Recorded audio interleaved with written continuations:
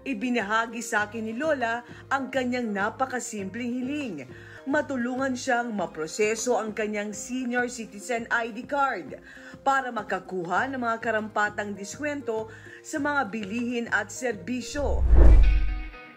Umaksyon agad ang iabante mo. Dinala namin si Lola Marina sa City Social Welfare and Development Office ng Malabon. Makalipas ang higit isang buwan, nakatanggap ng good news si Lola. Ganap nang naproseso ang kanyang inaasam-asam na senior citizen card. Personal pang iniabot sa kanya ang ID ni Malabon Mayor G.D. Sandoval. Hindi pa rito natapos ang pagtulong dahil tinodo na ng Malabon LGU ang pagtulong kay Nanay Marina sa pangunguna ng City Social Welfare Development Office. Binigyan nila ng livelihood assistance grant.